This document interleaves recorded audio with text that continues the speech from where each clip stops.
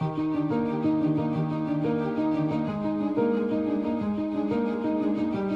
Bibliothèque sans frontières existe depuis 3 ans maintenant en Belgique et on a dès le début commencé en étant actif dans l'éducation parce qu'il y a en fait des gros problèmes d'inéquité dans l'éducation qui ne joue pas son rôle d'ascenseur social en Belgique.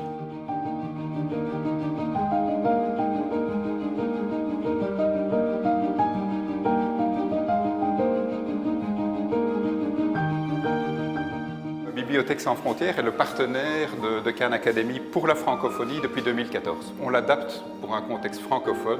Notre objectif est de le rendre disponible au plus grand nombre en Belgique. Ce qui est génial pour Bibliothèque sans frontières, c'est qu'on peut offrir en fait un apprentissage pour tous, gratuit. Ici, on est dans un quartier où les enfants n'ont pas forcément les personnes pour les accompagner à la maison.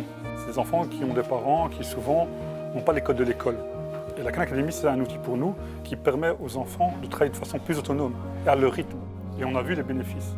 Ce qui est bien avec la Khan, c'est qu'on peut toujours réessayer sans jugement, on encourage à réessayer. Il y a des enfants qui étaient frustrés quand ils apprenaient à l'école, et le fait de le faire par le jeu, de façon tranquille, à leur rythme, à leur niveau, on voit une progression.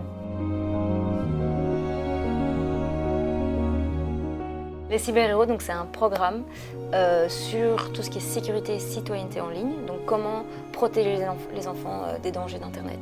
Et donc ça se passe à travers de la formation de profs et des animations en classe avec les enfants de 8 à 14 ans. La plupart de nos activités, c'est vraiment de la formation de formateurs, donc de la formation de professeurs. Maintenant, parfois, à la demande, on fait aussi des animations avec les enfants. Il y a une certaine responsabilité aussi à mettre ces enfants en ligne, et je pense qu'il y a un certain désarroi de l'autre côté, que ce soit les parents ou les professeurs, à ne pas savoir comment gérer ça. Et donc nous, voilà, là, on a vraiment un énorme rôle à jouer parce que pas beaucoup d'autres acteurs en fait jouent ce rôle d'intermédiaire.